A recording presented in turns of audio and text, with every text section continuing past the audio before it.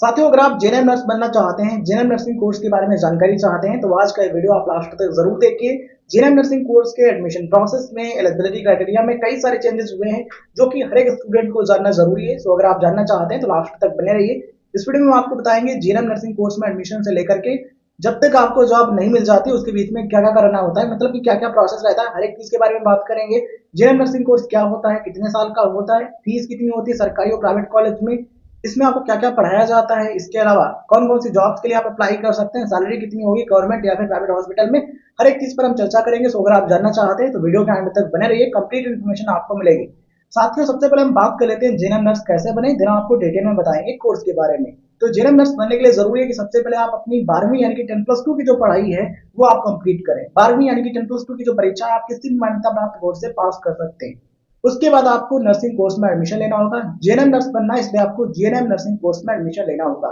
इस कोर्स में एडमिशन लेने के बाद आपको 3 साल का जो कोर्स है उसकी पढ़ाई अच्छे तरीके से करनी होगी और 6 महीने की जो इंटर्नशिप होती है इसको कंप्लीट कर, उसके बाद आपको अपना इंडियन नर्सिंग काउंसिल यानी कि आईएनसी और स्टेट नर्सिंग काउंसिल दोनों में रजिस्ट्रेशन कराना है, यानी कि पंजीकरण कराना है। ये जो प्रोसेस कंप्लीट हो जाएगा उसके बाद आप सरकारी या फिर प्राइवेट हॉस्पिटल में जॉब के लिए अप्लाई कर सकते हैं और वहां पर जो सिलेक्शन का क्राइटेरिया है उसको कंप्लीट करके आप जीएनएम यानी कि गवर्नमेंट नर्स आप बन सकते हैं।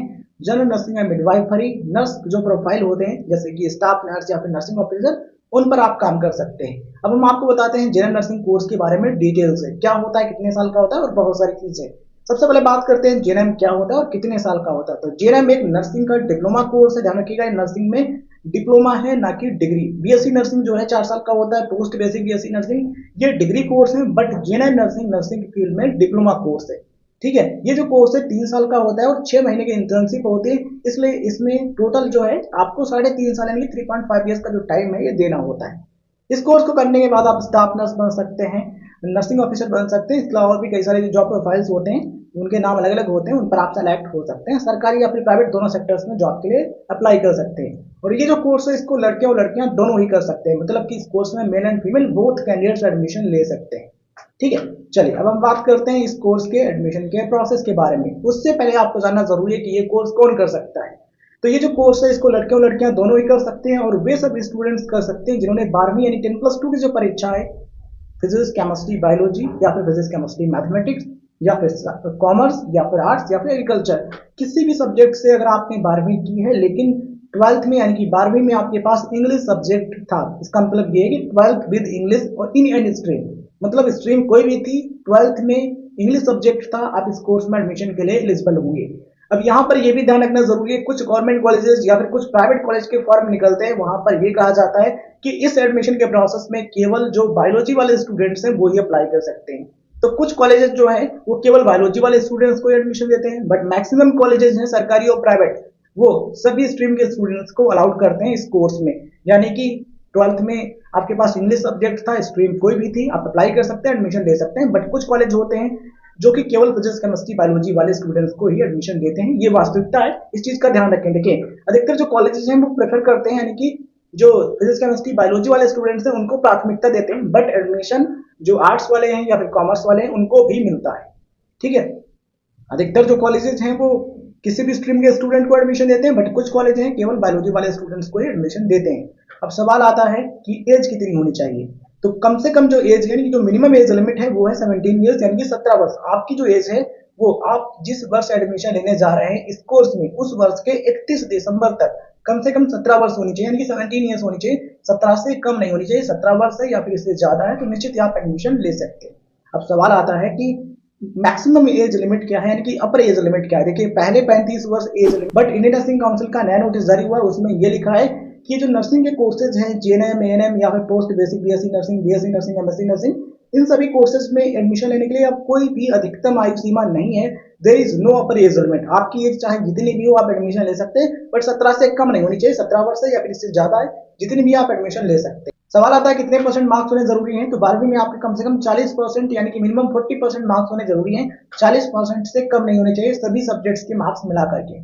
या फिर अगर आपने एनएम नर्सिंग का कोर्स किया तो एनएम में आपके कम से कम 40% होने चाहिए, तभी आप एडमिशन के लिए एलिजिबल होंगे जेएनएम नर्सिंग कोर्स। अब बात करते हैं जेएनएम नर्सिंग कोर्स में कितनी फीस लगती है सरकारी और प्राइवेट कॉलेज से करने पर।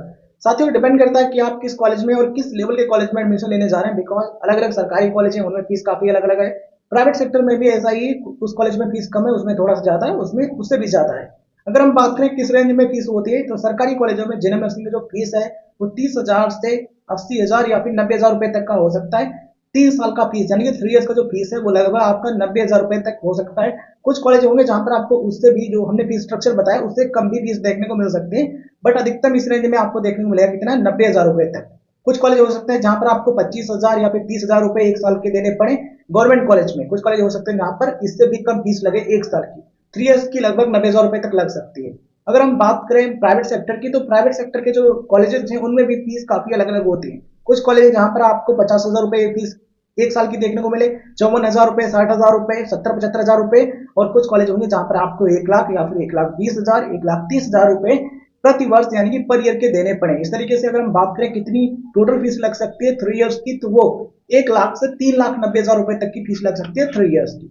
ठीक है, डिपेंड करेगा कि आप किस कॉलेज में एडमिशन लेने जा रहे हैं, बिकॉज अलग अलग कॉलेज हैं, फीस उनकी अलग अलग है। तो आप जिस कॉलेज में एडमिशन लेना चाहते हैं उस कॉलेज की वेबसाइट पर जाकर के पता कर सकते हैं, या फिर उस कॉलेज में ऑफलाइन जाकर के पता कर सकते हैं एग्जैक्ट उस कॉलेज में फीस कितनी है इसके बारे में। जो रेंज हमने आपको बताई, इसी रेंज में फीस स्ट्रक्चर देखने को मिलता है जनरल नर्सिंग कोर्स का। अब बात करते हैं एडमिशन कैसे मिलता है। तो एडमिशन होता है एंट्रेंस एग्जाम के आधार पर। कुछ कॉलेज क्या करते हैं, डायरेक्ट एडमिशन भी देते हैं।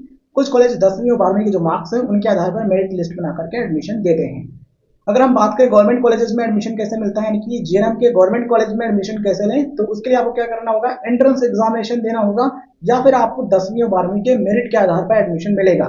डायरेक्ट एडमिशन मिलने के जो चांस हैं गवर्नमेंट कॉलेज में बहुत कम है। एंट्रेंस एग्जाम यानी प्रवेश परीक्षा को पास करके आप एडमिशन ले सकते हैं, या फिर 10वीं और 12वीं के आधार पर मेरिट लिस्ट बना करके एडमिशन हो रहा है तो आप उस तरीके से गवर्नमेंट कॉलेज में एडमिशन ले सकते हैं। प्राइवेट कॉलेजेस जो हैं वो भी एंट्रेंस एग्जाम कराते हैं, और कुछ कॉलेज मेरिट बेस पर भी एडमिशन देते हैं, और कुछ कॉलेज डायरेक्ट एडमिशन भी देते हैं जनरल नर्सिंग कोर्स में। तो आपको देखना कि किस कॉलेज में हमें एडमिशन लेना है और उसमें एडमिशन का प्रोसेस क्या है। और यहाँ पर यह भी ध्यान रखिएगा, आप चाहें जिस प्रकार के कॉलेज में एडमिशन लेने जा रहे हो वो इंडियन नर्सिंग काउंसिल और स्टेट नर्सिंग काउंसिल दोनों से मान्यता प्राप्त होना चाहिए। अगर आप किसी मान्यता प्राप्त कॉलेज से जीएनएम करते हैं देन आपको बाद में कोई भी दिक्कत नहीं होती है जॉब लगने में। तो इस चीज का ध्यान रखें, वो इंडियन नर्सिंग काउंसिल और स्टेट नर्सिंग काउंसिल से मान्यता प्राप्त यानी कि रिकॉग्नाइज्ड होना चाहिए, वो अप्रूव्ड होना चाहिए। सवाल आता है एंट्रेंस एग्जाम की तैयारी किस बुक से करें, तो बुक का जो लिंक है वो आपको वीडियो के डिस्क्रिप्शन बॉक्स में मिल जाएगा। हिंदी और अंग्रेजी दोनों भाषाओं में ये बुक मिल जाएगी। तो आपको जिस एंट्रेंस एग्जामिनेशन को देना है उस एंट्रेंस एग्जाम के बारे में आप पता करें कि वो जो एंट्रेंस एग्जाम है केवल इंग्लिश में कराया जा रहा है या फिर हिंदी और अंग्रेजी दोनों भाषाओं में कराया जा रहा है। ठीक है, तो अगर आपको इंग्लिश में तैयारी करनी है तो आप इंग्लिश वाला जो बुक है उसको परचेज कर सकते हैं, अगर हिंदी में करनी है तो आप हिंदी वाला जो बुक है उसको ऑर्डर कर सकते हैं, और आप उसकी हेल्प ले सकते हैं तैयारी में। उस बुक में आपको जो क्वेश्चंस हैं वो देखने को मिल जाएंगे, टॉपिक के बारे में भी जानकारी मिल जाएगी। तो एंट्रेंस एग्जामिनेशन की जो तैयारी है उसको आप अच्छे तरीके से करें, एंट्रेंस एग्जाम में अच्छा स्कोर आप लाएं, जिससे आपको गवर्नमेंट कॉलेज में एडमिशन लेने के जो चांस हैं बहुत ज्यादा हो जाते हैं। अगर ज्यादा नंबर है तो मैक्सिमम चांसेस हैं कि आपको गवर्नमेंट कॉलेज में एडमिशन आपको मिल जाएगा। ठीक है, तो एंट्रेंस एग्जाम की जो बुक है उसका लिंक डिस्क्रिप्शन में दिया गया है, वो बीएससी नर्सिंग जेएनएम दोनों के लिए है। आप दोनों में से किसी भी एंट्रेंस एग्जाम को क्लियर कर सकते हैं उनसे तैयारी करके। जो टॉपिक समझ में आए वो आप सिंपली यूट्यूब या फिर गूगल पर सर्च कर। बात करते हैं कॉलेज के बारे में, तो आप अपनी लोकेशन के अकॉर्डिंग कॉलेज सर्च कर सकते हैं। नर्सिंग कॉलेज जो है वो मान्यता प्राप्त होना चाहिए Indian nursing council, state nursing council से, उसमें आप एडमिशन लें और आप देख लें कि उसमें पढ़ाई होती है या फिर नहीं। पढ़ाई अच्छी हो, प्लेसमेंट अच्छा हो, आप उस कॉलेज से जेएनएम कर सकते हैं। लोकेशन के अकॉर्डिंग आप देख सकते हैं कि आपके पास में कौन सा कॉलेज है, और वो अच्छा कॉलेज है तो आप निश्चित ही आप उस कॉलेज में एडमिशन ले सकते हैं। या फिर आप किसी अदर स्टेट से करना चाहते हैं तो अदर स्टेट का जो कॉलेज है वहां से भी आप नर्सिंग कर सकते हैं, जनरल नर्सिंग कोर्स में एडमिशन ले सकते हैं। तो फर्स्ट ईयर में आपको ये सब्जेक्ट पढ़ने होते हैं कौन कौन से, biological science, anatomy, physiology and microbiology. इसमें आप पढ़ते हैं behavioural science, psychology and sociology, fundamentals of nursing and first aid, और भी कई सारे सब्जेक्ट आप पढ़ते हैं, स्क्रीन पर देख पा रहे हैं। अगर हम आपको हर एक ईयर के सब्जेक्ट्स के बारे में डिटेल से बताएंगे तो बहुत टाइम लग जाएगा, तो आप क्या करेंगे, आप इसका स्क्रीनशॉट ले लेंगे और आप अपने आप डिटेल में देख लेंगे। अब बात करें एम्प्लॉयमेंट एरियाज की, तो जेएनएम करने के बाद जो प्राइवेट हॉस्पिटल्स हैं उनमें अप्लाई कर सकते हैं, जो गवर्नमेंट हॉस्पिटल्स हैं जो सरकारी अस्पताल हैं उनमें आप जॉब के लिए अप्लाई कर सकते हैं, जो ओल्ड एज होम्स होते हैं उनमें अप्लाई कर सकते हैं। इसके अलावा जो प्राइवेट क्लिनिक है उनमें भी आपको जॉब मिल सकता है, जो नर्सिंग होम है उसमें जॉब मिल सकता है। इसके अलावा जो कम्युनिटी हेल्थ सेंटर्स होते हैं, जो सामुदायिक स्वास्थ्य केंद्र होते हैं, वहां पर भी आप जॉब के लिए अप्लाई कर सकते हैं। इसके अलावा जो गवर्नमेंट हेल्थ स्कीम निकलती है उनमें भी आपको जॉब मिल सकते हैं। कुल मिलाकर के आपको जॉब की दिक्कत नहीं होगी, बस आप अच्छे तरीके से पढ़ाई करें, अच्छे तरीके से आप अपना जो नर्सिंग काउंसिल है, इंडियन नर्सिंग काउंसिल और स्टेट नर्सिंग काउंसिल दोनों में रजिस्ट्रेशन कराएं और उसके बाद आप जॉब के लिए अप्लाई करें। कोई भी दिक्कत आपको नहीं होगी, आप अपने भारत में भी जॉब कर सकते हैं और भारत के बाहर यानी कि जो फॉरेन कंट्रीज हैं उनमें भी आप जॉब के लिए अप्लाई कर सकते हैं, यानी कि फॉरेन में भी आप जा सकते हैं। अब बात करते हैं साथियों जेएनएम के बाद आप क्या क्या कर सकते हैं, जॉब और कोर्स। तो जेएनएम करने के बाद आप चाहें तो जॉब कर सकते हैं या फिर आप आगे पढ़ाई कर सकते हैं। आगे पढ़ाई की बात करें तो जेएनएम करने के बाद आप पोस्ट बेसिक बीएससी नर्सिंग का जो कोर्स है ये कर सकते हैं। आफ्टर जेएनएम ये जो कोर्स है 2 साल यानी कि 2 इयर्स में कंप्लीट होता है और पोस्ट बेसिक बीएससी नर्सिंग करने के बाद आपको डिग्री मिल जाती है, आप भी एक ग्रेजुएट नर्स बन जाते हैं और आप उन सभी जॉब्स के लिए अप्लाई कर सकते हैं जिनके लिए एक बीएससी नर्सिंग 4 साल का जो कोर्स होता है उसको किया हुआ जो स्टूडेंट है वो अप्लाई कर सकता है। आप उसके लिए भी अप्लाई कर सकते हैं आफ्टर पोस्ट बेसिक बीएससी। बात करते हैं कौन कौन सी जॉब्स के लिए अप्लाई कर सकते हैं, तो स्टाफ नर्स की जो पोस्ट है उस पर आप अप्लाई कर सकते हैं, नर्सिंग ऑफिसर का जो पोस्ट है इस पर भी अप्लाई कर सकते हैं, इसके अलावा फॉरेंसिक नर्स इस पोस्ट के लिए अप्लाई कर सकते हैं, क्लिनिकल नर्स कंसल्टेंट का जो पोस्ट है इस पर अप्लाई कर सकते हैं, नर्सिंग टीचर भी आप बन सकते हैं, ट्रैवलिंग नर्स भी बन सकते हैं। तो अलग अलग जॉब प्रोफाइल्स हैं उन पर आप अप्लाई कर सकते हैं जेएनएम करने के बाद। साथ ही यहाँ पर ध्यान रखिएगा कुछ भर्ती निकलती है स्टाफ नर्स की, वहां पर एक्सपीरियंस की डिमांड की जाती है कि कम से कम आपने 50 बेड वाले हॉस्पिटल में यानी कि मिनिमम 50 बेड हॉस्पिटल में कम से कम 2 साल काम किया हो तभी आप अप्लाई कर सकते हैं। और नर्सिंग ऑफिसर के केस में भी ऐसा होता है, कुछ भर्ती निकलती है नर्सिंग ऑफिसर की, वहां पर यह लिखा होता है कि आपने एक्सपीरियंस लिया हो यानी कम से कम आपने 2 साल या फिर 3 साल काम किया हो किसी मान्यता प्राप्त हॉस्पिटल में या फिर विभाग में, तभी आप इस भर्ती में अप्लाई कर सकते हैं जेएनएम वालों के। लेकिन कुछ भर्ती निकलते हैं स्टाफ नर्स और नर्सिंग ऑफिसर की, उनमें एक्सपीरियंस की डिमांड नहीं की जाती, यानी कि जस्ट आपने कोर्स कंप्लीट किया और इंटर्नशिप कंप्लीट की और आप रजिस्टर्ड नर्स हैं देन आप अप्लाई कर सकते हैं। ठीक है, तो दोनों प्रकार की वैकेंसी निकलती है, जिनमें एक्सपीरियंस चाहिए होता है, कुछ वैकेंसी ऐसे भी निकलती है जिनमें बिना एक्सपीरियंस वाले जो कैंडिडेट्स हैं वो भी अप्लाई कर सकते हैं और जो एग्जाम कराया जाता है उस एग्जामिनेशन को क्वालिफाई करके उसमें अच्छे मार्क्स ला करके सेलेक्ट हो सकते हैं। अब बात करते हैं सैलरी कितनी होती है जेएनएम करने के बाद। साथियों डिपेंड करता है कि आपने कितना एक्सपीरियंस लिया है, या फिर आप फ्रेशर हैं और आप सरकारी हॉस्पिटल में काम कर रहे हैं या फिर प्राइवेट में या फिर सरकारी विभाग में। चलिए अब हम बात करते हैं साथियों सरकारी और प्राइवेट दोनों के बारे में।